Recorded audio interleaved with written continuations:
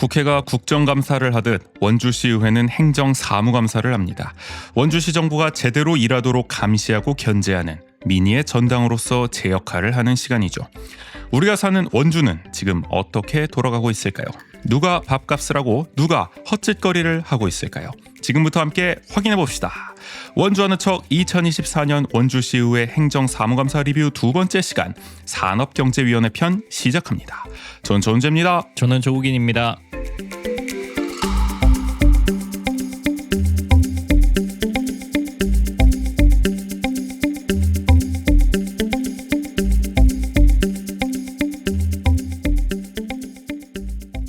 경제가 중요합니다. 그렇죠. 먹고 사는 게 제일 중요해요. 원광수 시정도 경제 최우선 시정을 외치고 있지 않겠습니까?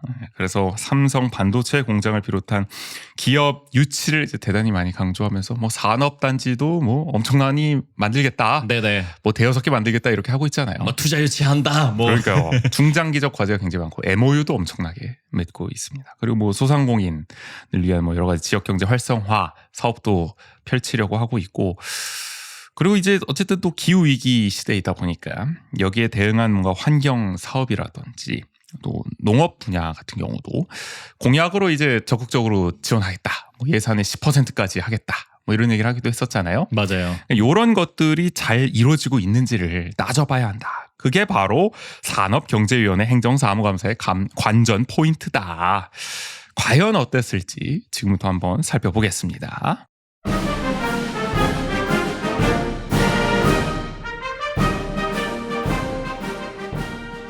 원주 아는 척 2024년 원주시 의회 행정사무감사 리뷰 두 번째 시간 산업경제위원회.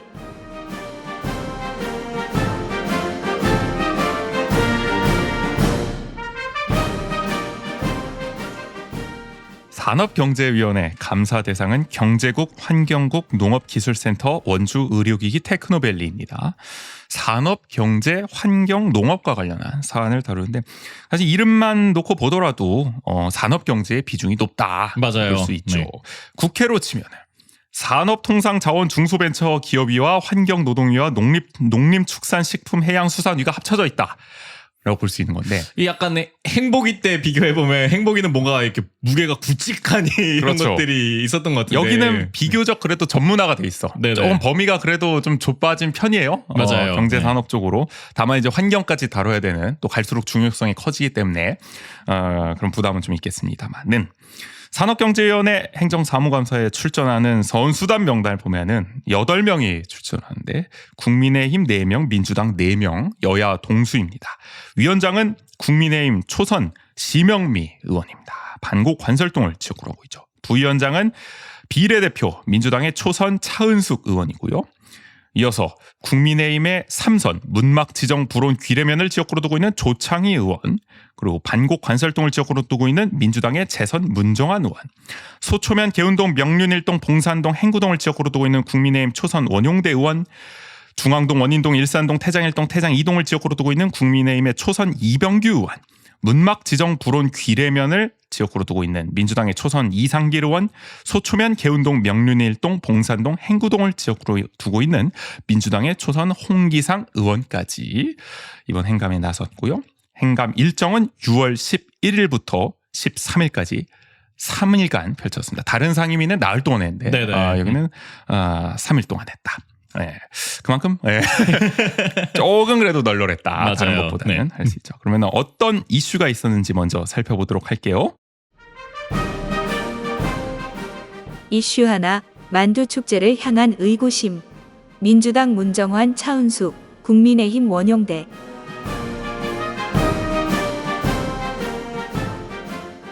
원광수 시정이 가장 공들이는 축제, 바로 중앙동 문화의거리에서 펼쳐지는 만두 축제 아니겠습니까? 네. 이게 작년에 방문객 20만 명, 경제효과 100억 원이라고 대대적으로 홍보를 했는데 이게 올해는 기간도 3일로 늘리고 예산도 6억 원으로 2배 이상 증가했습니다. 작년에 2억 7천만 원이었는데 위험할 뻔했죠. 그렇죠. 아슬아슬하게 6억으로 그래도 통과가 됐죠. 축제 관련해서 뭐 용역과 포럼도 진행을 하고 뭐 해외 선진지 견학까지 최근에 다녀오시더라고요. 일본 가셨던데. 맞아요. 그래서 만두 축제 벤치마킹 해오겠다고. 만두 하면 대만이나 홍콩, 뭐 중국 이런 데 가야 되는 게 근데 아닌가 그 싶긴 우동의 한데. 사례에서 만두 축제 브랜딩을 약간 좀 배워오시는 네. 것 같긴 하던데 잘 접목하실지는 궁금하고요. 하여간 그만큼 역점을 드리고 있습니다. 공들이고 있습니다. 그런데 시의회에서는 만두 축제의 의구심을 이미 여러 차례 드러낸 바 있죠. 그렇죠. 사업비 중에 행사비 비중이 높고 또 다른 축제에 비해서 지나치게 파격적인 지원이다.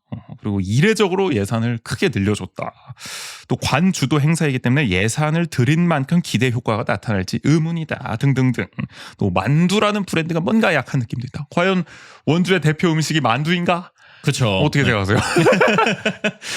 저는 그렇게 동의하지는 않는데 네네. 여러 가지로 어쨌든 이견이 엇갈린단 말이에요. 그래서 처음에 8억 원이었던 올해 축제 예산 산경리에서 전액 깎이고 예결위에서 6억 원으로 극적으로 부활하는 진통을 겪은 바 있죠. 저희도 맞아요. 일전에 이야기를 했지만요. 그래서인지 이번 행감에서도 만두 축제 관련 질의가 집중됐는데요. 특히 문정환 의원이 나섰습니다. 문정환 의원은 방문객 20만 명, 경제효과 100억 원이라는 데이터에 의문을 제기하면서 이 데이터가 부풀려지면 정확한 평가를 할 수 없다는 점을 강조했어요. 작년에 이게 20만 명을 어떻게 추산했냐. 도시정보센터 이 원주시에서 운영하는 CCTV로 방문객을 산정했다는 거예요. 아마 뭐 직접 샜는지 모르겠지만 그렇게 했다는 겁니다. 이게 보통 뭐 면적 대비 뭐 얼만큼 꽉 차 있으면 뭐 이런 게 있지 않을까. 그렇죠. 네. 그러다 보니까 이제 중복 체크하는 경우가 발생한다는 겁니다. 왜냐면은 이게 CCTV가 이제 다른 각도가 여러 개 있을 거 아닙니까? 그럼 거기마다 뭐 얼굴을 인식해가지고 다 각기 다른 사람으로 알아서 중복 체크를 해제해주고 이러기 어려울 거 아니에요. 맞아요. 아무리 노력한다고 하더라도. 요즘에 뭐 중국엔 그런 기술을 그러니까 우리 원주시가 그 정도까지 해서도 안 되지만 했을 리도 없고요. 맞아요. 그리고 네. 화장실 나갔다 들어온 것도 막 중복으로 체크될 수도 있고. 그죠. 그냥 어떻게 보면 화면에 그냥 잡히는 것만 그렇죠. 계산을 하는 거니까. 너무 단순하게 했기 때문에 이게 과연 신빙성 있는 자료인가 의심을 할 수밖에 없죠. 그리고 이 원도심 자체가 그 문화의 거리 자체가 원래도 주말 전후로 유동 인구가 한 10만 명 정도 되는 곳이기 때문에 그날 그 자리에 있었던 모든 사람을 다 축제 방문객으로 꼽기는 무리가 있다. 맞아요. 그러니까 네. 뭐 좋게 봐줘도 그럼 10만 명 정도 온 거 아니냐. 뭐 20만 명이라고 했지만은 네. 그러니까 최소한 2배는 부풀린 거 아니냐. 뭐 아니면 거죠. 뭐 거기에서 조금 더 늘어나는 정도이겠죠. 그렇죠. 네. 참고로 이 문정환 의원이 가져온 데이터를 보면 인천국제공항 하루 이용객 수가 20만 명이랍니다. 만두 축제랑 맞먹는다. 인천국제공항이. 그리고 소금산 그랜드밸리 월 평균 방문객이 가장 많았을 때가 33만 명입니다. 이게 월 관광입니다. 한 달 동안 33만 명이었는데 만두 축제는 이틀 동안 20만 명이었다. 물론 뭐 주변 그 얘기를 들어보면 사람이 정말 많았다 이런 평가는 있긴 뭐 하던데. 강원도에서 그 재난주의 문자 발령을 하기도 했을 네네. 정도예요. 많기는 많았는데 그렇다고 20만 명까지냐? 이건 또 다른 문제잖아요. 그리고 이때 250명에게 설문조사를 해서 외지 방문객이 50%가 넘는다는 결과를 시는 내놨어요. 그리고 그걸 바탕으로 또 자가용 이용객이 60% 정도라는 게 그 결과에서 또 나왔거든요. 그걸 감안하면은 10만 명 중 60%가 자가용을 이용한 셈인데 여기에 맞춰서 주차장이 과연 준비가 돼 있었는지 또 준비를 할 수가 있는 건지 지금 그러니까요. 여러 가지로 의문점이 생기는 거죠. 거의 단순 계산하면 6만 대. 그러니까. 뭐 4인 가족 생각해도 적어도 한 3만 대 뭐 이렇게 그러니까. 나타나는 건데. 이거는 저기 흠뻑 쇼를 해도 수용하기가 쉽지 않은 그쵸. 어제 명륜동에서 네. 그 정도 수치거든요. 그리고 어쨌든 외지 방문객은 무조건 자가용을 끌고 올 텐데 맞아요. 이거 엄청 이거 주차 다 어디다 하신 건지 과연 작년에 의아합니다. 박명옥 경제진흥과장이 답변에 나섰는데 이렇게 말을 해요. 20만 명 이 부분에 대해서는 저희도 뭐 의원님께서 말씀하신 부분에 대해서 공감합니다. 그리고 저희가 뭐 기사를 찾아봐도 저희 축제뿐이 아니라 그 다른 타 지역 축제도 사실 인원수가 부풀어진 거는 많이 있습니다. 꼭 비단 저희 축제뿐이 아니라 여러 가지 축제가 다 그렇거든요. 그리고 근데 아니 물론 다 암암리에 알죠. 부풀리고 뭐 이런 그쵸, 거. 뭐 경제 효과 이거 진짜 맞냐 이런 얘기도 많이 하잖아요. 그렇죠. 근데 그러니까. 시 의원이 이거 데이터가 똑바르지 않다고 지적을 하는데 다른 데도 다 이렇게 하는데요? 이런 식의 답변은 좀 그러니까 이거 심지어 뭐 이게 뭐 계산착오가 그 과정에서 조금 더 과장되는 부분이 있습니다. 이런 거 그러니까 불가피한 측면이 있었습니다. 네. 이렇게까지 하는 건 이해가 되는데 다른 데도 다 이렇게 한다. 우리만 이런 거 아니야? 그리고 약간 단어 사용도 이렇게 과장과 부풀려진다는 약간 그러니까. 뉘앙스 차이가 또 있다 보니까 맞아요. 이게 너무 노골적인 느낌이잖아요. 하기가 좀 그랬어요. 이런 답변. 더구나 이제 20만 명과 이제 100억 원이라는 데이터가 그 단순히 뭐 보도 자료만 뿌리려고 했던 게 아니잖아요. 이거를 근거로 올해 축제 예산을 거의 3배 가까이 지금 늘리려고 했던 거 아닙니까? 그러니까 그쵸. 실제 네. 우리 세금을 사용하는데 반영되는 데이터가 돼버렸단 말이에요. 그러니까 이렇게 뭐 다른 데도 부풀리니까 우리도 뭐 어느 정도는 그렇게 했다 이 잡으면 되게 무책임한 거죠. 그러면 이걸 더 이어서 생각을 해보면은 우리 예산 늘리기 위해 이거 부풀려서 썼다 이렇게도 볼 수 있는 거예요. 그러니까요. 네. 이거는 사실 더 중대한 문제 삼자면 나아갈 수도 있는 그런 답변이거든요. 그렇죠. 그리고 실제로 예산이 2배 이상 늘어났고요. 이걸 근거로 해서. 그 뭐 사실상 부풀린 데이터를 바탕으로 계획을 세우고 예산을 늘린 거 아니냐. 그래서 문정한 의원도 시작부터 오류가 있는 자료로 평가를 하고 계획을 했다면 문제가 있는 것이라고 질타를 했습니다. 박명옥 과장은 어쨌든 이 정확한 데이터 산출의 어려움을 호소해요. 작년에는 예산이 없어서 막 용역을 줘가지고 방문객 카운트 같은 걸 하지 못해서 어쩔 수 없이 도시정보센터 관제 시스템을 이용했다면서 올해는 한국관광 데이터랩 빅데이터를 활용하는 등 좀 더 체계적으로 산정할 수 있는 방법을 알아보는 중이라고 답변을 했습니다. 올해는 과연 이 정확하게 셀 수 있을지 궁금한데요. 그러니까 이게 만약에 올해 이렇게 정확하게 셌는데 네. 이게 작년 대비 데이터가 확 줄면 이것도 문제인 그러니까 예산은 거잖아요. 2배로 늘었는데 관광객은 방문객은 뭐 반토막이 났다. 이러면 큰일 나는 거 아니 아니겠습니까? 근데 뭔가 이렇게 막 사람은 그대로인 것 같은데 이게 데이터가 결과가 어떻게 나오냐에 따라서 그러면 약간 시 입장에서 좀 당혹스럽지 않을까? 그러니까 이걸. 이거 발표를 어떻게 해야 될지. 그러니까요. 근데 뭐 네. 그렇게 놀라운 일은 아닐 것 같습니다. 이미 수치 자체를 너무 크게 키워놔가지고. 맞아요. 네. 어쨌든 작년 문화의 거리만으로 소화가 안 됐기 때문에 사람이 많긴 했어요. 그러니까 인구 밀집이 많이 되긴 했습니다. 그쵸. 그 네. 자리에. 그래서 올해는 공간 확장, 그러니까 좀 더 늘려서 하겠다. 여기저기에 좀 분산을 해서 축제를 진행하겠다는 거죠. 그러느라 예산이 늘어난 측면이 있다면서 올해 지켜보시고 정말 아니다 싶으시면 그때 또 말씀해 주시면 저희가 개선하도록 하겠다. 이렇게 답변을 했는데 아마 많이 억울하셨나 봐요. 저희 만두 축제는 그 인원 갖고 계속 이제 두들겨 맞고 있는데 이게 뭐 다른 축제랑 이 자리에서 비교하긴 좀 그렇지만 다른 축제 같은 경우도 그 인원 수 이런 부분이 그렇게 뭐 100% 정확하지는 않습니다. 근데 저희도 이번에는 어쨌든 최대한 정확할 수 있도록 그런 통계 부분에 많이 신경을 쓰도록 하겠습니다. 거듭 이야기를 하긴 하더라고요.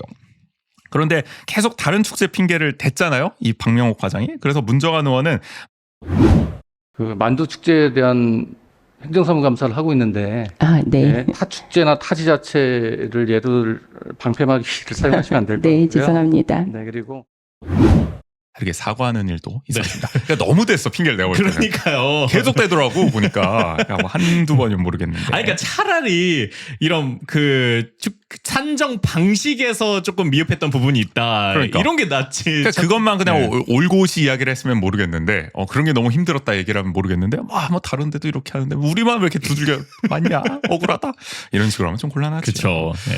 문정한 의원은 만두 축제가 관 주도로 진행된다는 점을 한계로 꼬집기도 했습니다. 만두 축제 사업 평가서를 보면은 축제 재정 자립도를 강화해야 한다는 제언이 포함되어 있거든요.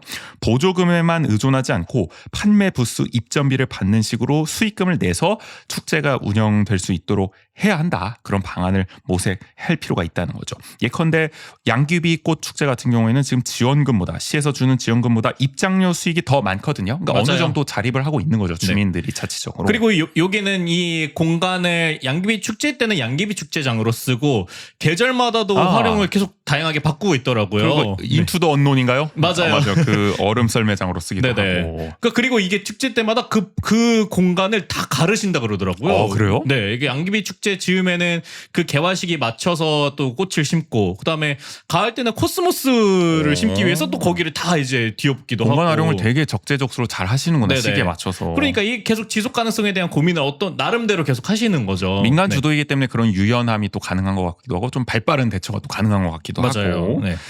근데 이제 만두 축제 같은 경우에는 이제 그런 계획이 있는지를 질의를 했는데 문정한 의원이 박명옥 과장은 양귀비 축제는 기본적으로 보조금 축제이기 때문에 유료화가 가능하다는 게 시에서 직영으로 하는 게 아니라는 거죠. 네네. 근데 만두 축제는 일단 시에서 직영으로 하고 있고 부서에서 또 소상공인 경제 활성화가 주 목적이라 입점비를 받기 어려운 지점이 있다고 답변을 합니다. 그렇죠. 이게 뭐 부스 들어올 때 이게 그렇죠. 돈을 받거나 그런 부분들을 말하는 거잖아요. 네.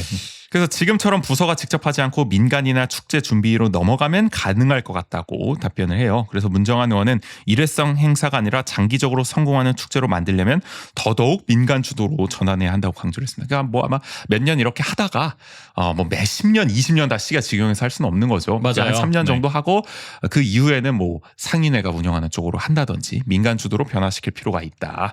그런 지적을 한 거죠.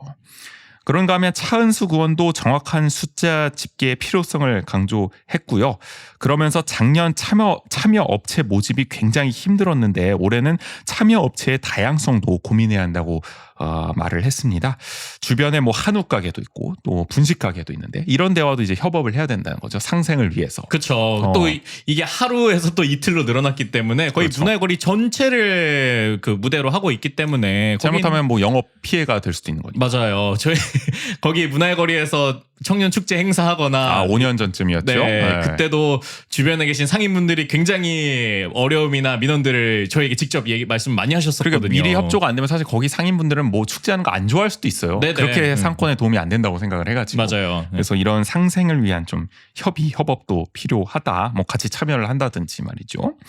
또 축제만 하고 땡이 아니라 창업으로 연결되는 창업으로 이 만두 축제 행사를 연결시키든 또는 만두 로드를 만들든 또 다른 브랜드를 뭐 개발하든 만두를 콘텐츠로 한 파생 전략을 연구해야 한다고 강조를 하는데 삼양라면과 콜라보를 해보아도 좋을 것 같다 이렇게 예시를 들기도 했습니다. 뭐 만두 라면 뭐 이런 걸 즉석으로 뭐 메뉴로 이렇게 선보여 본다든지 네네. 가능하지 않을까 싶어요.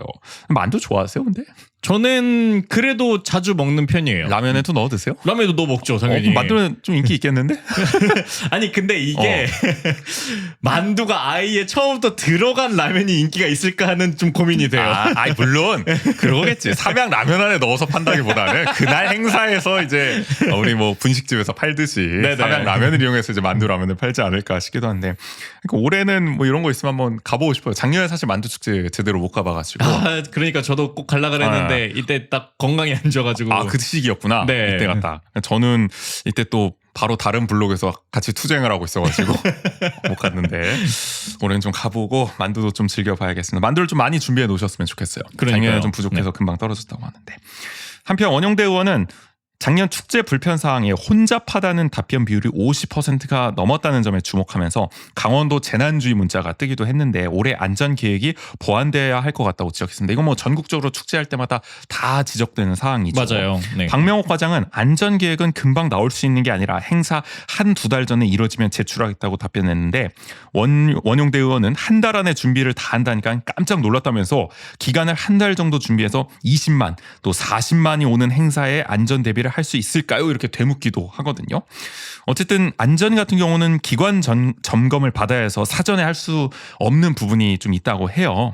그렇죠. 뭐 담당 부서에서 그렇게 이야기를 하니까 잘 준비했으면 좋겠습니다. 이거 안전이 올해 또 무사히 좀 넘어가야 되지 그렇죠. 않겠습니까? 매번 뭐 이렇게 사람들이 많이 몰릴 때는 이런 부분들이 굉장히 중요하잖아요. 작년에 진짜 위험했다고 하더라고요. 맞아요. 가신 분들 네. 그런 거에 대한 대비가 작년에 잘 안 돼 보였기 때문에 올해는 좀 철저한 대비로 안전한 축제 할 수 있기를 바라보고요. 이슈 둘. 관심이 필요한 원주 대표 음식. 국민의힘 원용대, 민주당 이상길.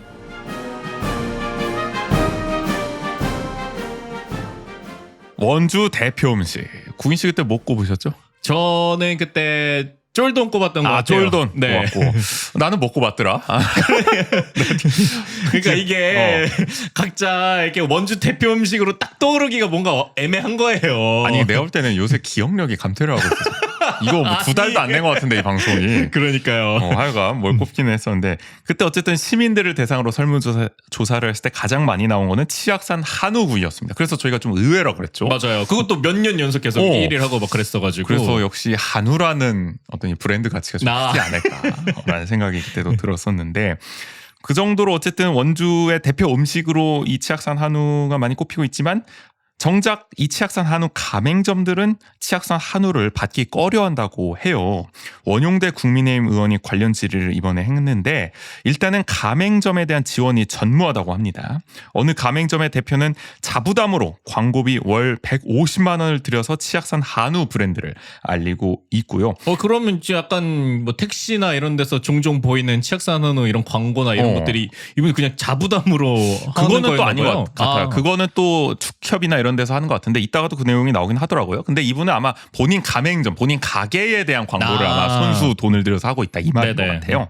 그리고 횡성 한우 또 우리 이웃 동네 하긴 제일 유명하지 않습니까? 그쵸. 횡성 한우는 포장지, 스티커, 저울처럼 이렇게 지원해 준 사업이 많다고 해요. 역시 선진지인 것 같습니다. 근데 원주는 없다는 거죠. 바로 이웃 동네인데도 불구하고 원주 축협이 치악산 한우 할인 행사를 또 월 1회 이상 하고 있는데 이것도 이제 가맹점들과 협의가 잘 되지 않을 경우에는 뭐 납품가 등을 좀 형평성 있게 논의할 필요가 있다는 거죠. 왜냐하면 또 영업 피해가 좀 의도하지 않게 발생할 맞아요. 수가 있으니까 이 할인 행사로 인해서. 그러니까 이게 월 1회 만약에 이게 정기적으로 하는 거라면은 사람들이 생각했을 때는 그때 할인할 때 사는 게 나으니까. 가맹점 굳이 갈 필요 있나? 이런 그쵸. 생각 들 수도 있잖아요. 네. 그런 것도 좀 고려를 해줘야 된다라는 얘기가 나오는 거고. 또 댄싱 카니발 할 때 그 한우 축제도 같이 하고 있잖아요. 맞아요. 그걸 이제 네. 축협에서 주관하고 있는데 이때 가맹점들은 아마 지금 참여를 안 하고 있나 봐요. 그래서 희망하는 가맹점이 있으면 참여 기회를 좀 주면 좋을 것 같다라고 원용대 의원은 이야기를 했습니다. 어쨌든 치악산 한우의 품질 자체는 다들 좋다고 하는데 그에 비해서 이 원주시 정부의 시책과 홍보는 좀 미약한 것 같다. 이런 아쉬움을 질의에서 드러낸 거죠. 김준희 축산과장은 가맹점 지원이 현재까지는 없었던 게 사실이라고 인정을 합니다. 네. 도비 사업으로 식육점 내부 시설 지원 사항이 있긴 한데 아직 가맹점 중에서는 신청한 곳이 없다고 해요. 그래도 나중에 파악해서 지원할 사항이 있으면 적극 지원하겠다 이렇게 답변을 했습니다.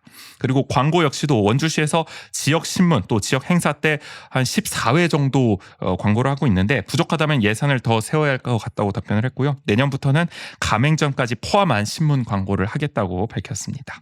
축협에서 그리고 개인 택시 80대 광고 중이라고요. 아까 말씀하신 게 네. 아마 제가 본 게 아마 축협에서 한다는 것 같아요. 그래도 보셨군요. 이게 좀 네네. 눈에 띄긴 하나 봐요.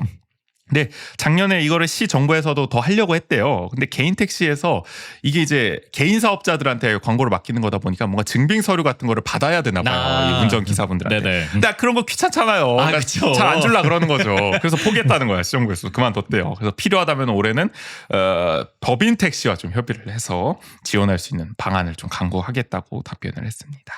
그리고 축제 같은 경우도 치악산 한우 축제를 하기 전에 협의회를 통해서 가맹점들도 다 불러가지고 같이 할 수 있는 방안을 모색하고요. 지금 치악산 한우 브랜드 원형 스티커가 있는데 이게 2만 장을 인수하는데 한 100여만 원 정도 든다고 해요. 그래서 뭐 예산을 이걸 뭐 더 늘리고 막 이렇다기보다는 뭐 저울같이 이렇게 다른 필요한 사항에 대해서 추가 지원을 검토하겠다고 답변을 했습니다. 이렇게 일련의 답변이 이 축산 과장의 답변이 이어지니까 원용대 의원은 흡족했던 것 같아요. 과장님이 문제의식을 너무 잘 하고 계셔서 안심이 된다면서 부서 회식할 때도 가맹점에 한 번씩 가서 불고기, 갈비탕이라도 먹을 수 있는 기회를 만들어줬으면 좋겠다 이렇게 말을 했습니다. 이 가맹점 가면 치악산 복숭아 불고기. 우리도 못 먹어보. 그러니까요. 우리도 언제 한번 먹어봤으면 좋겠어. 늘 유튜브나 이런 걸 통해서만 봐가지고 궁금하긴 해요. 그러니까 제가 그 관찰사 옹심 있잖아요. 네. 그거는 종종 먹거든요. 이게 그 신촌 막국수 자주 가는데 거기에 딱 그걸 팔아가지고 그건 나름 괜찮아가지고 근데 이 치악산 복숭아 불고기는 이름부터 약간 도전의 약간 의미가 좀 있어가지고. 그래서 근데 맛은 다들 뭐 그래도 괜찮다고 하던데 역시 가격이 좀 문제여가지고 네네. 좀 큰맘 먹고 가야 하지 않을까 싶은 생각이에요. 자, 한편 이상길 의원은 아까 나왔던 만두 축제와 치악산 한우를 콜라보하면 어떻겠냐. 그래서 부스 하나를 마련해서 홍보하는 방안을 제안하기도 했는데요. 박명옥 경제진흥과장은 계획을 수립하는 과정에서 검토하겠다고 답변을 했습니다. 근데 약간 걱정되는 건 이렇게 지역 축제 이렇게 같이 들어가는 부스나 네. 이런 것들이 있다 보면은 그 축제 정체성이 충분히 발현되지 못하는 경우도 발생하잖아요. 그렇죠. 뭐 이것저것 다 들어오면은 네. 사실은 그러니까 만두 축제라는 이름으로 하는데 그러니까 치악산 한우 부스가 이만큼 크면은 그러니까 그게 삼토 때도 약간 비슷한 걸 느꼈거든요. 삼토 페스티벌 할 때도 이 치악산 한우 부스가 일정 공간 돼 있잖아요. 네. 그러니까 약간 그게 되게 존재감을 많이 발휘하다 보니까 약간 치악산 한우 행사와 거의 비슷해 보인다. 맞아요. 그러니까 이게 지역 축제 할 때는 그게 딜레마야. 그쵸. 너무 네. 그 하나에 몰두해서 정체성을 살리다 보면은 이런 불만이 나오고 같이 하면 좀 상생 좀 합시다. 뭐 맞아요. 상생하려고 이것저것 다 집어넣으면은 뭐 이게 똑같은 축제네 다른 거랑 뭐가 다르냐 뭐 이런 얘기 나오는 거잖아요. 그래서 그 뭐- 선을 잘 조절해야 되잖아요. 만약에 좀 중간지대를 찾는다면은 그 책산 한우를 넣은 뭐 만두를 좀 개발해 본다든지 꽝만두처럼 약간 그런 그것도 느낌으로. 괜찮은데? 네. 그러니까 사실 만두도 좀 다양하게 나오면 더 좋은 거잖아요. 맞아요. 세계 네. 각국의 만두도 좀 전시를 하면서 그쵸. 네. 진짜 제대로 된 전국 최고의 만두 축제로 어쨌든 기왕한 거 거듭나야 되니까 그런 아이디어도 좀 적극 검토하면 좋을 것 같고 제가 찾아보니까 대표 음식으로 막국수를 꼽았었네. 나 이거 피드백 많이 받았어. 근데 왜 그거냐? 춘천 쪽에서 너가 진짜를 못 먹어봐서 그런 망언을 한 거다. 춘천 와라. 내가 제대로 데려가겠다 이런 얘기 많이 들었거든요. 그래가지고 기억이 안 났던 게 아닌가 싶기도 하고. 네, 하여간 원주 대표 음식에 대해서는 여러 가지 의견이 엇갈리고 있긴 한데 그중 하나인 치악산 한우에 대한 지원과 관심이 더 필요하다라는 질의가 있었습니다. 이슈 셋 전기차 활성화를 위한 지원. 국민의힘 원용대, 민주당 차은숙 홍기상.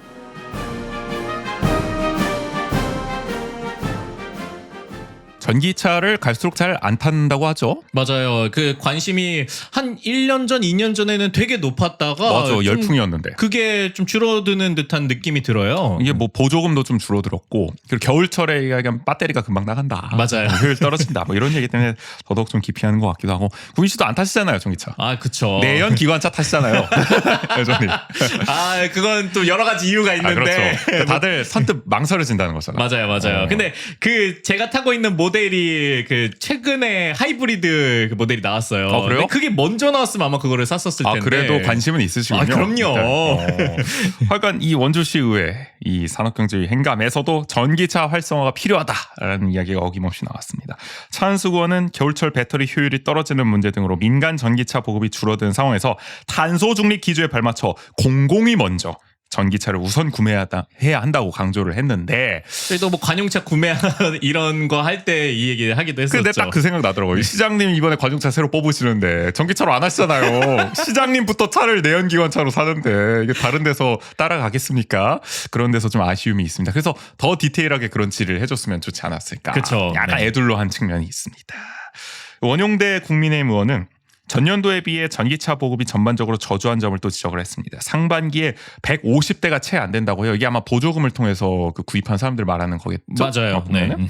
그래서 아파트나 다가구 주택이 아닌 곳에 가정용 충전기를 보급할 때 전기차와 묶어서 보조금을 주면 어떨지 질의를 했는데 이 가정용 충전기가 값이 꽤 나가나 보더라고요. 설치하려면 개인적으로. 그렇죠. 아무래도 이게 또 어디에 설치할 거냐 이런 그렇죠. 것들도 만약에 문제가 될 거고. 그래서 뭐 아파트나 이런 데야 뭐 달려 있지만은 뭐 내가 그냥 단독주택이나 이런 데 살 때는 내 돈 들여서 달아야 되니까 이런 맞아요. 사람들은 전기차 이제 타기 힘들다는 거죠. 그래서 차량 보조금을 줄 때 충전기도 같이 지을 수 있는 그 보조금을 묶어서 좀 줄 수 있는 방안 좀 검토해 달라 이 얘기를 한 거죠.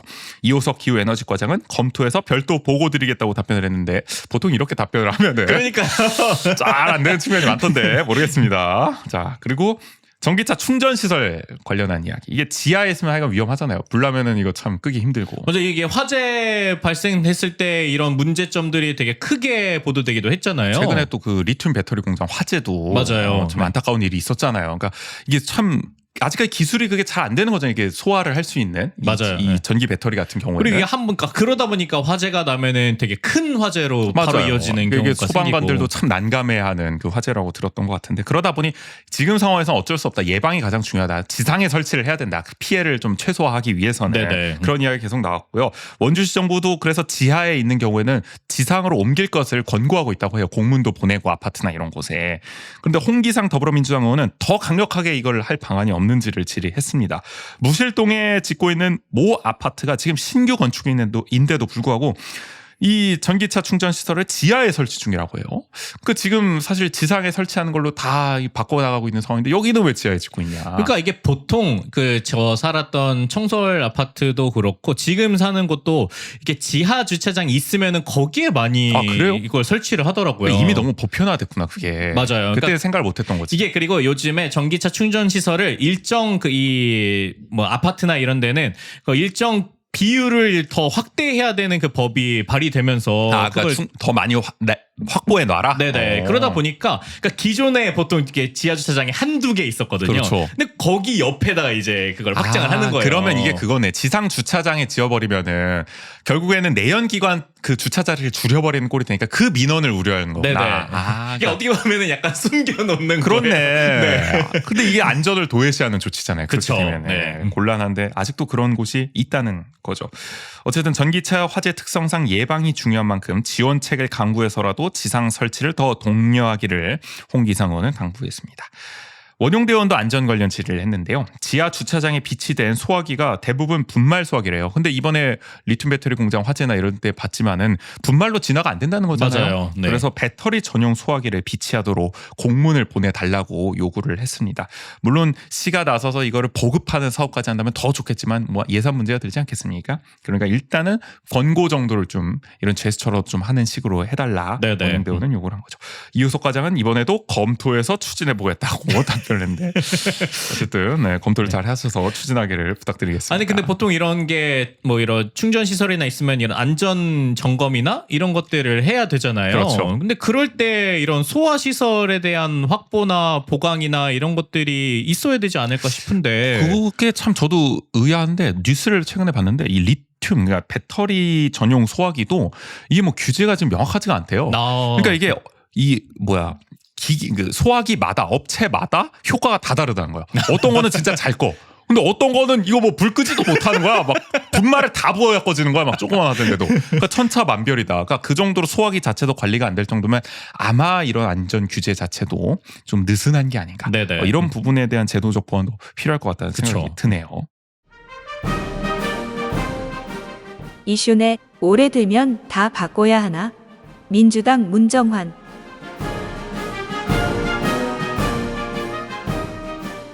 원광수 시정은 민간 위탁보다는 직영을 선호하죠. 네네. 뭐 대표적으로 청년 지원센터 원래 민간 위탁으로 계획돼 있었던 거를 직영으로 전환해서 운영하고 있습니다.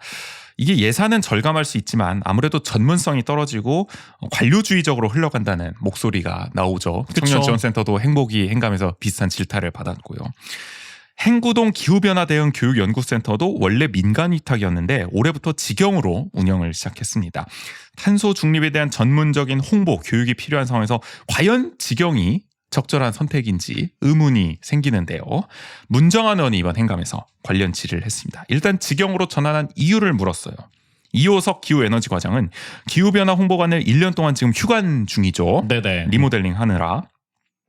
탄소중립 기본법에 따라 탄소중립 기본 계획을 수립하면서 전문적으로 홍보 교육을 해서 탄소중립 이해를 돕고자 직영으로 전환했다고 답변을 했어요. 그러니까 일단 리모델링 하는 김에 어차피 쉬니까 그 사이에 직영 전환하고 좀 준비를 잘 해가지고 새로운 교육 시도를 해보겠다. 뭐 이런 그렇죠. 취지로 네. 답변을 한 거예요. 그래서 리모델링 후에도 직영할지 위탁할지를 결정한 건 아직 아니다. 나중에 판단할 거다. 근데 지금 봐서는 뭐 그냥 직영하겠다는 것 같은데 뭐 편제도 다 바꿔놓고. 그리고 시의 기조가 그런데 그러니까. 이것만 이렇게 다르게 가는 게 과연 쉬울지. 아니 그러니까 이미 하던 곳이 있었는데 굳이 끊어가면서 직영으로 전했으면 앞으로도 사실 직영으로 할 가능성이 크다고 우리는 짐작해 볼 수 있지 않겠습니까? 맞아요. 충분히 네. 그런 상황이고요. 근데 하여간 더 전문적으로 하기 위해서 직영으로 했다는 거예요. 이게 얼마나 설득력 있는지는 모르겠지만 문정환 의원은 보통 수탁기관 수행 능력에 문제가 있거나 비리가 있으면 직영을 하는데 기후변화 대응 교육연구센터는 그런 이유 없이 공간 리모델링을 한다는 이유로 직영 전환을 해서 의아하다는 겁니다.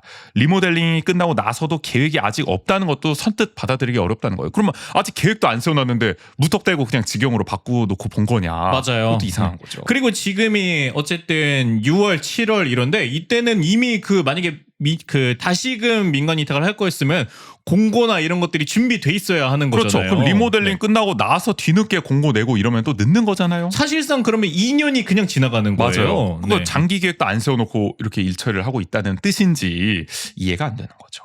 게다가 민간 위탁 평가에서 수탁업체 결과가 되게 좋게 나왔었어요. 제가 찾아봤더니 수탁업체였던 원주 지속가능발전협의회가 2022년 성과평가 이게 마지막 성과평가였습니다. 네네. 위탁 기간 끝나기 전에 이게 가점 포함 114점을 받았어요.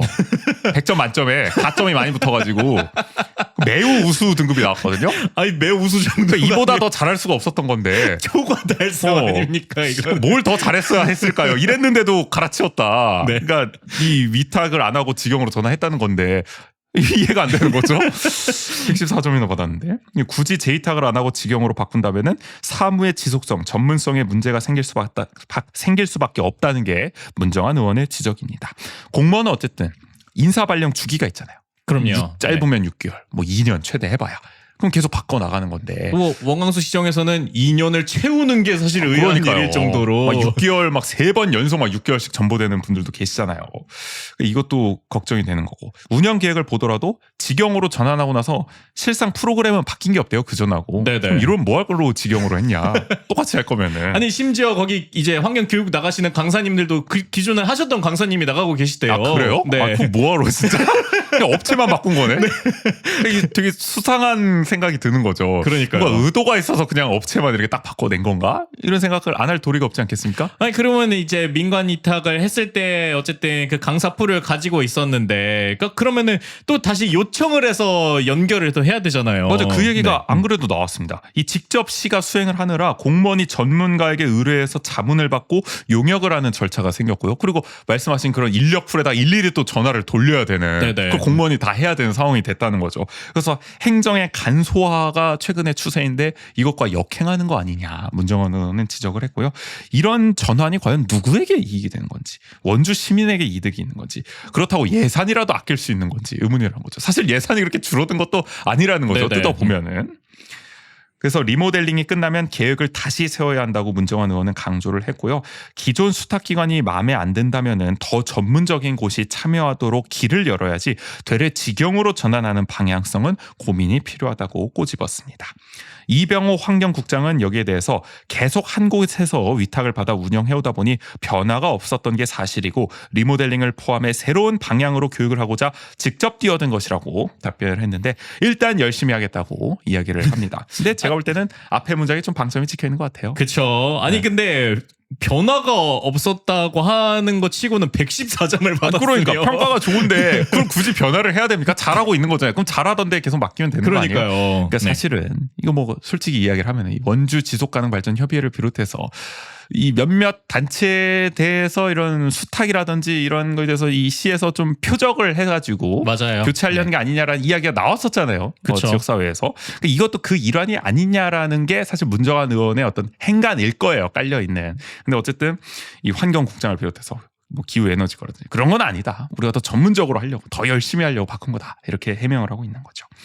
문정환 의원은 국장님 답변은 선의로 받아들이겠다면서도 고인물이 돼서 비리나 수행 능력이 떨어졌을 때 문제 삼는 건 맞는데 그 기관을 뛰어넘을 수 있는 전문 기관이 없음에도 단지 수탁 기관이 오래됐다고 해서 버려야 하는지는 고민이 필요하다고 재차 강조합니다. 오래됐다고 다 바꿀 이유는 없다는 거죠. 아니 그리고 이 위탁을 할 때 그러니까 그냥 뭐 계속 그냥 연장을 하는 게 아니라 점수를 다 매기죠. 맞아요. 그러니까 이 평가를 다시 해요. 그리고 그때마다 다른 뭐 단체나 이런 것들도 들어올 수 있어요. 그렇죠. 그리고 네. 시의회 심사까지 다 받고 의견까지 네네. 받고 그런 검증 절차를 다 거쳐서 한 건데 마치 이게 뭐 수의 계약을 뭐 10년 동안 넘게 해가지고 그러니까요. 이제는 바꿔야 된다. 네. 이런 뉘앙스의 답변을 하는 것은 조금 이해가 되지 않았습니다. 어쨌든 문정환 의원이 적절한 질의를 한 것 같고요. 이슈 5. 소각장 설치까지 존버. 국민의힘 원용대.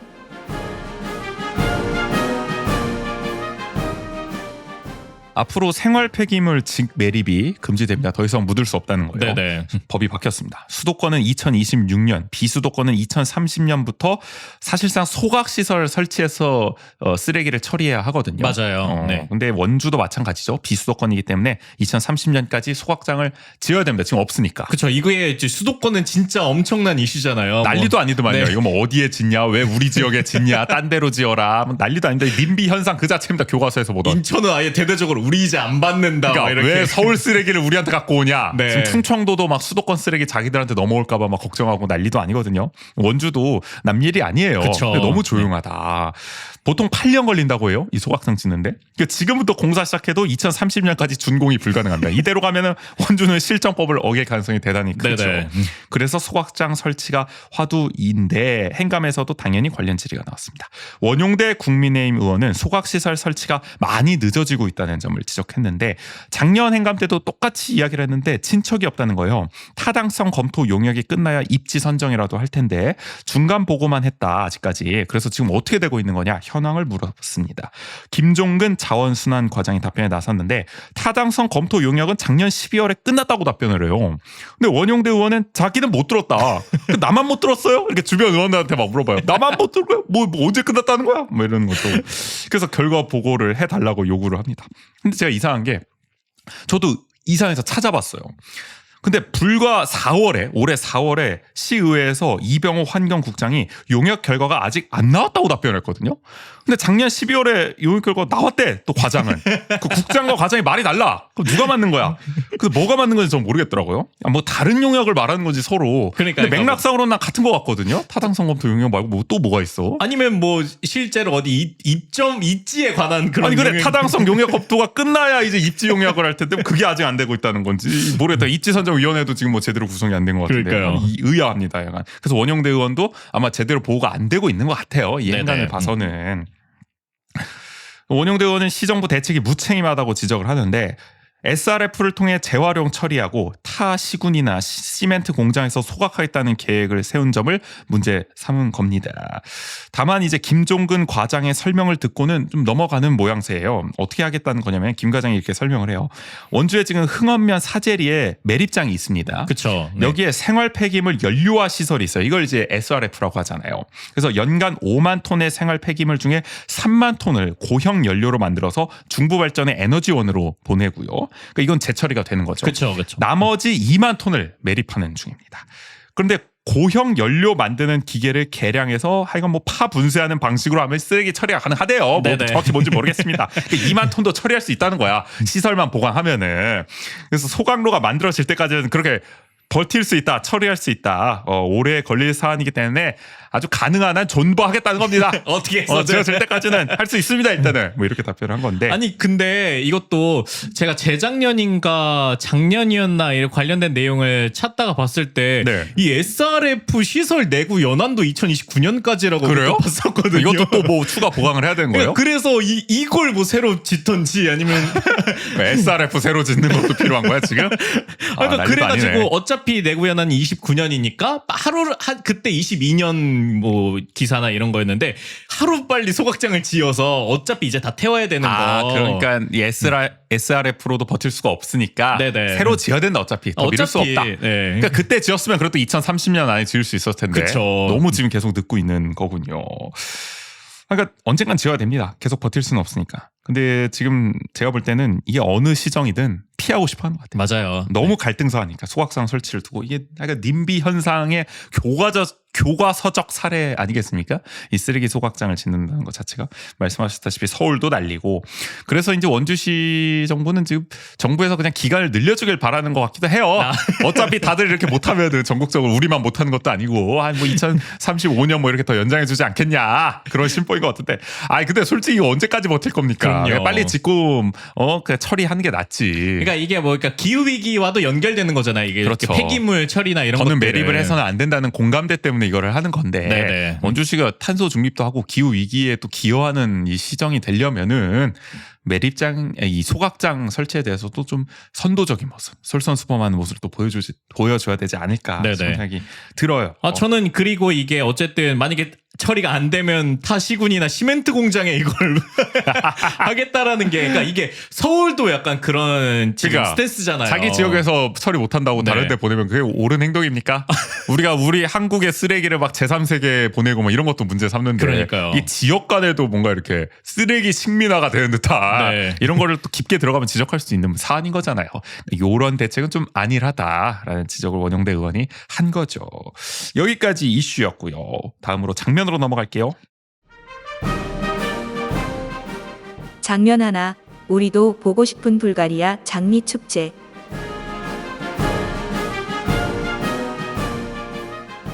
국화 축제 가지고 작년에 말 많았잖아요. 맞아요. 돈 들인 만큼 효과가 없다. 원용대 의원도 아쉬운 점이 꽤 많았다. 올해 행감에서도 이야기를 하면서 소위 선진 사례를 보여주겠다.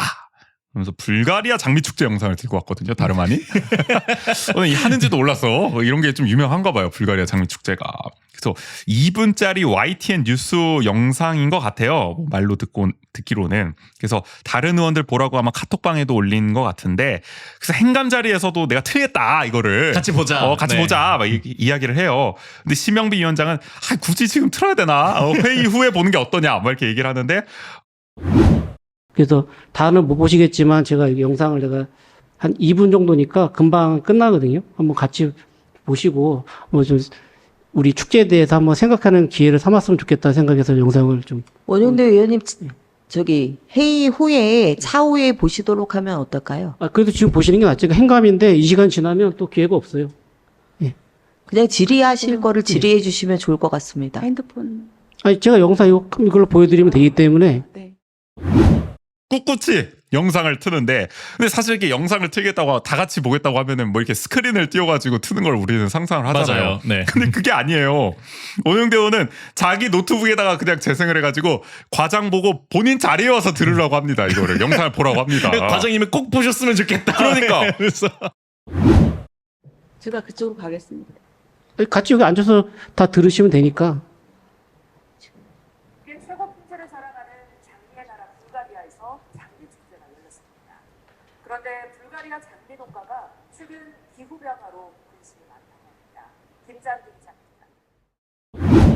그래서 김미영 농업기술과장이 자기 자리에서 일어나서 원용대 의원 자리에 가서 영상을 서서 쭉 보는 상황이 연출이 되는데요.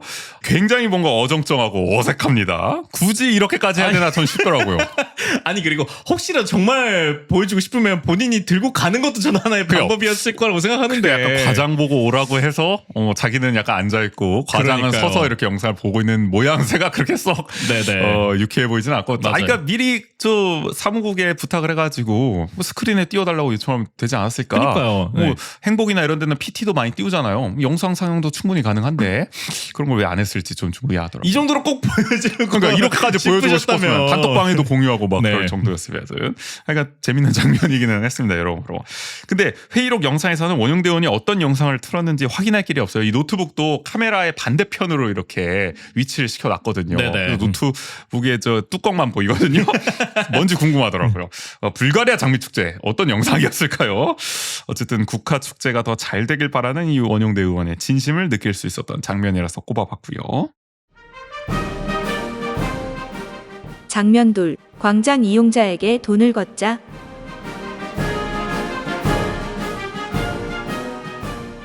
원도심 보건소의 지하상가 있죠. 이걸 협동조합 광장이라고 부르는데, 홍기상 더불어민주당 의원은 이곳이 과거의 원주 중심가였다면서 순대국밥, 떡볶이 같은 먹거리를 즐겼던 추억을 회상하면서 활성화를 강조하기도 했습니다. 뭐 이런 질의는 이해가 되죠. 네네. 사실 협동조합 광장이 잘 안 쓰이고 있는 건 사실이니까. 맞아요. 시민들을 위한 네. 공간으로. 그러니까 오히려 현대화되고 나서 이렇게 활용이 잘 안 되는 듯한 느낌이 저도 사실 있어가지고. 현대화된 뒤로밖에 안 가가지고 네. 그 전에 어땠는지는 기억이 안 나는데, 근데 여기 어쨌든 뭔가 이렇게 가게들도 좀 있고 이랬다는 거잖아요. 맞아, 약간 노점 같은 것들도 조금 많았던 기억이고. 그 춘천 네. 지하상가 같은 그런 느낌인가? 거기도 활성화가 안 돼 있지만 지금. 그거보다는 약간 조금 더 약간 날 것의 느낌이랄까요. 날것은 뭐지? 감은 안 오지만 그 네. 시절 원주민분들은 아시는 네네. 모습이겠군요. 네. 이런 질의는 이해가 되는데, 근데 이 와중에 조창희 국민의힘 의원은 좀 이해가 안 가는 질의를 반복하거든요. 그래서 꼽아봤어요, 이 장면을. 협동조합 광장은 시에서 직영하는 소상공인 종합정보센터 그리고 사회적 경제지원센터가 입주해 있어서 대관비 이상의 의미 있는 수익금이 사실상 없는 상황이거든요. 그러니까 네네. 이들 단체에 뭐 입주료를 받는 거고, 특히 뭐 직영하는 소상공인 정보센터는 뭐 돈 낼 그쵸, 이유가 없는 입주료 거죠. 시에서 자체가 운영하는 없고. 곳이니까. 네. 근데 다만 시 소유 공간이기 때문에 유지 관리 비용이 매년 한 1억 원 정도 발생을 하다고요. 이번에도 좀 비웠을 때 뭐 물 샜다 그렇던데 돈이 많이 듭니다. 오래 돼가지고. 그런 비용이 들어가는 거죠. 그런데 조창희 의원은 시에서 관리비를 투입하는데 이용자에게 이용료를 받아야 하는 게 아니냐고 지적을 하거든요. 근데 들으면 들을수록 이게 정확히 어떤 질의인지를 모르겠어요. 거기 입주한 기관들이 내야 된다는 건지 아니면 단순히 광장을 이용하는 시민이 내야 된다는 건지 그걸 모르겠더라고요. 왜냐면은 처음에는 여기 입주한 기업 기관이 있지 않겠습니까? 뭐 이러면서 막 거기가 내야 된다는 식으로 막 대관료를 받아야 된다는 식으로 얘기를 해요. 맞아요. 근데 나중에는 막 체육시설을 이용하는 시민들도 이용료를 내지 않느냐 막 이런 식으로 얘기하는 걸 보면 그럼 뭐 광장을 이용하는 시민들한테 돈을 걷어야 한다는 건지 여러모로 해석하기가 어려운 질의를 하더라고요. 관리비 대비 운영할 수 있는 비용이 전혀 안 나오나요? 그렇게 운영할 수 있는 수익금은 없습니다, 사실. 예. 그럼 매년 이렇게 증가하는 금액을 갖다 계속 투입을 해야 되는 건가요? 아무래도 이제 시의 건물이고 시에서 유지 관리를 해야지 되기 때문에 그 정도의 기본적인 예산은 들어간다고 볼 수 있습니다. 이제 우리가 체육시설을 이용하는데도 우리 시민들이 이용할 때 이용료를 내잖아요. 예. 그런데 여기는 시의 건물인데도 불구하고 지금 거기를 이용자들은 다 그냥 무료로 쓰고 있는 거잖아요. 예, 그렇습니다. 예. 예, 광장은, 네. 그래서 어느 지역에서는 우리 시민을 이용하는데 이용료를 내고 어디는 무료로 쓰고 이거는 형편성이 좀 어긋난다고 생각이 되거든요. 이런 어떤 대책은 없는가요? 누구나 쓸 수 있는 광장이지 요게 뭐 사무실이나 회의실이나 뭐 세미나실 이런 성격의 것이 아니기 때문에요. 저희가 임대료를 받기는 좀 구조상 곤란한 상황입니다. 협동조합 광장으로 명명을 해놨지만 예, 그 안에 사무실마다 있잖아요. 그렇죠. 예, 그 사무실을 이용자들이 있을 거 아닙니까? 아, 사무실 그 회의실이나 세미나실 요런 데는 예, 대관료를 받고 있습니다. 글쎄, 그러니까 예. 그걸 여쭙는 거예요. 그런 대관료를 받아서 네. 여기 관리비를 운영을 해야 되는데 아, 그 정도 충당할 금액은 나오질 그러면 않습니다. 관리 비용이 2억이 넘어갔어요. 그럼 언제까지 계속 이렇게 관리 비용을 지출할 건가요? 여기는 저희가 뭐 임대 계약을 체결해서 하는 공간이 아니고요. 원주시 사회적 경제 지원센터가 들어가 있고 나머지 일부는 소상공인 정보종합센터가 들어가 있다 보니까 시에서 운영하는 어떤 팀이 하나 나가 있는 거고 일반적으로 생각하시면 사무실 용도로 쓰고 있다고 생각하시면 됩니다. 매년 소정의 사용료 정도만 징수를 하고 건물 자체는 저희 원주시의 건물이다 보니까 건물 유지 관리에 들어가는 비용은 매년 주기적으로 발생할 수밖에 없다 보니까 이런 구조로 되어 있습니다. 이렇게 이해해 주시면 고맙겠습니다. 그러니까 이용료를 가지고 거기에 대한 관리 비용이 충당이 안 되는 거잖아요. 그죠? 그렇다고 보면 일정의 비용 받는 부분을 네. 차라리 아예 받지를 말고 그냥 협동조합 광장 그런 어떤 개념으로 그냥 쓰는 거지. 네. 거기에 대한 일부는 이용료를 받고 또 어느 분도 저기 뭐 단체는 안 받고 이런 상황은 아닌가요, 이게? 네, 그런 건 아니고요. 네. 광장은 누구나 쓰실 수 있고 그러니까 광장 내에 예. 그 광장은 있지만 그 사이드다가 사무실이 다 있잖아요. 아니, 그러니까 그 안에서 이용자들이 네. 그래도 거기에서 그 비용 발생하는 것 정도는 내야 되지 않느냐 이 얘기예요. 근데 거기 사용하는 게 대부분이 저희 소상공인 종합정보센터랑 사회적 기업적인 지원센터이기 때문에 이 시에서 사용하는 거거든요, 사실상. 그리고 그 대관에서 쓰시는 분들은 뭐 거의 뭐 많지가 않기 때문에요. 받아도 아주 정말 소정만 받기 때문에 의미가 별로 없습니다. 그 광장의 이 지하 상가에 가보셨을 텐데 분명히 안 가봤었을 리가 없는데 그러니까요. 원주민이라면. 네. 근데 왜 이런 질의를 하는지 전 좀 이해를 못하겠더라고요.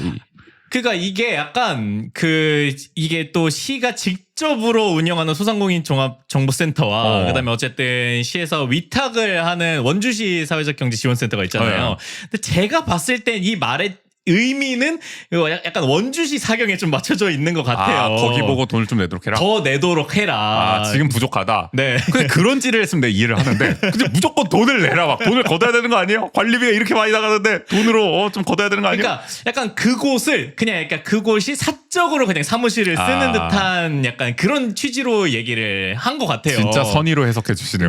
난 솔직히 질의 답변 보면 그렇게 진짜 무슨 말 하는지 난 잘 모르겠더라고요. 그러니까 사실은. 그러다 보니까 계속 그 시에서 답변이 아니 그것은 원주의 그 업무를 하는 곳이다. 그렇죠. 원주 그리고 시의 내고는 업무를. 있다 대관료를. 네네. 그리고 뭐 대관료 세미나실 같은 거 만약에 빌려줄 때도 충당하는데 그 금액 자체가 워낙 적어서 막 1억 원에 육박하는 관리비를 충당할 정도는 안 된다. 우리가 상식적으로 이해하기도 그렇죠. 그렇죠. 어떻게 네. 여기서 1억 원 이상의 수익을 낼 수가 있겠습니까? 기관도 2개밖에 안 들어가 있는데. 그렇게 말씀하신 것처럼 박명호 경제진흥과장 그리고 내친 김에 이병철 경제국장까지 나서서 차근차근 설명을 했는데 제가 볼 땐 끝까지 수긍하지 못하는 모습을 보여줬습니다. 일전에도 저 조창희 형 같은 경우는 그 지역 화폐의 취지 자체를 이해하지 못한 듯한 질의를 해서 제가 한번 꼬집은 적도 있었거든요. 그러니까 지역 화폐 발행하는 데 있어서 수수료 내는데 이 수수료를 직접 지원하는 게 낫지 뭐하러 지역 화폐를 발행하냐. 이 무슨 말인지 저도 그때도 이해가 안 됐습니다. 수수료가 아까워서 아예 지역 화폐를 발행하지 말아야 된다는 그러니까요. 저 처음 보는 그런 질의가 나왔었는데 이번에도 약간 그와 비슷한 느낌의 질의를 했더라고요. 아 이건 약간 공적인 공공 공간에 대한 약간 그 마인드 자체가 좀 다른 게 아닌가. 그러니까요. 네. 어쨌든 이런 분이 최근까지 우리 원주시의회 의장 후보로 나섰었다는 점 다시 한번 상기해드리고요. 여기까지 장면 꼽아봤어요. 최고의 플레이어.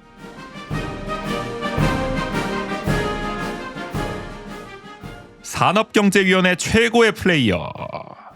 올해는 더불어민주당의 재선 문정한 의원을 꼽았습니다. 반곡 관설동을 지역구로 두고 있죠.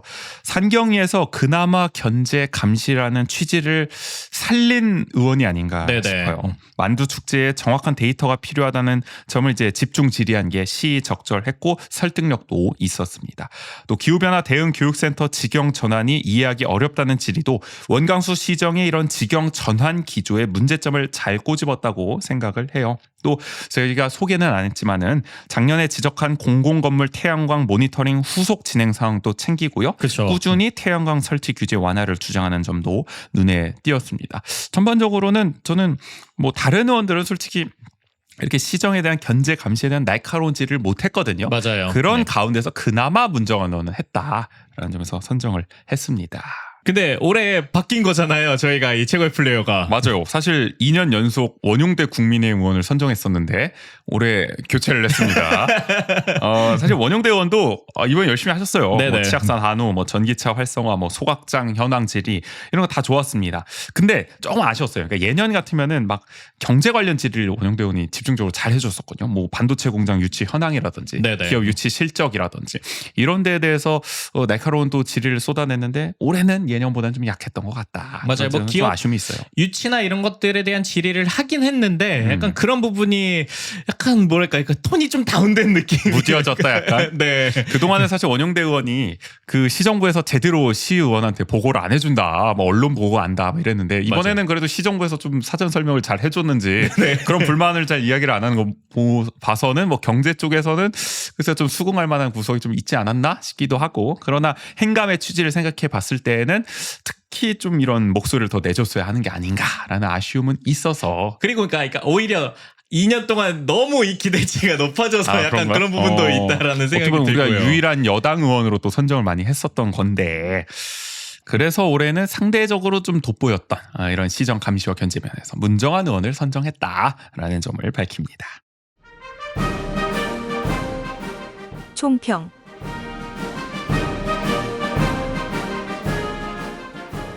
마지막으로 총평으로 끝내보죠.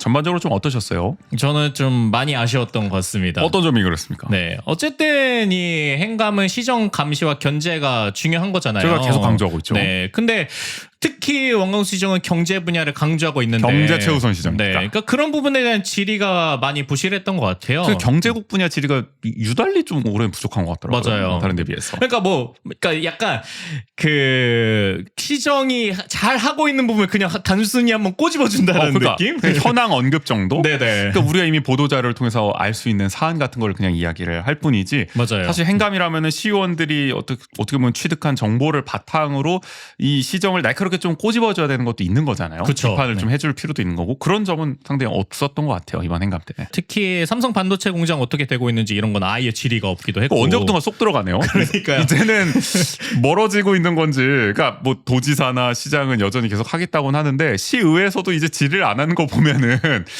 뭐 요거는 그냥 힘들다고 보는 건지 의아합니다. 맞아요. 그러니까 이거 반도체 관련된 것 자체가 질의가 거의 없었어요. 많지 않았어요. 생각보다. 네. 예년보다는. 올해 사실 반도체 관련해서 추진되는 사업들도 많이 있는데 맞아요. 그것에 대한 어떤 이면을 들여다보는 날카로운 질의도 좀 필요하지 않았을까. 오히려 도의회에서는 그런 질의들이 나오는데 네네. 시의회가 더 조용한 느낌도 없지 않아 있어요. 그리고 그 방향이 약간 데이터 센터 유치 이런 쪽으로 아, 갔던 것 같기도 그래도 하고. 데이터 센터 관련해서는 질의가 좀 나오기도 했는데 네. 그것도 저는 사실 좀 들어가다 만 것 같은 느낌이 맞아요. 있더라고요. 그러니까 그냥 이렇게 이명철 국장이 답변하는 거를 좀 어시스트 해주는 듯한 느낌이 좀 들었어요. 맞아요. 네. 그러니까 전반적으로 뭔가 이렇게 충실히 다들 준비를 해와서 나만의 어떤 아젠다와 콘텐츠를 가지고 질의를 한다기보다는 그냥 현상 파악에 가까운 질의들, 진짜 그냥 궁금증을 해소하는 느낌, 그런 중심적인 어떤 질문들이 좀 많았던 것 같아서 글쎄요. 뭐 맹탕이라고까지 이야기하고 싶지는 않습니다만은 실망스러운 좀 행감이 아니었나 올해는. 네. 행보기와는 좀 더 비교되는 측면이 있었습니다. 그리고 이것과 연결되는 부분이 그렇다면은 그 이외에 만약에 경제 분야의 질의가 좀 날카롭지 못했다면은 환경이라든지 농업이라든지 이런 부분에서 또 날카로움이 드러났다라면은 이게 그나마 상쇄가 좀 됐을 텐데. 근데 원래도 산경이는 환경이 약했죠. 네.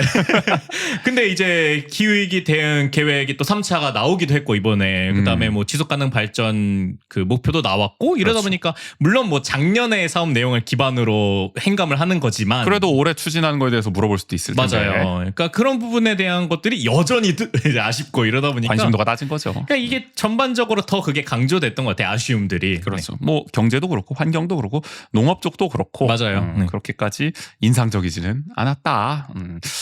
그러니까 산경이 좀 더 분발해 주길 바라는 마음으로 총평 맞춰보고요.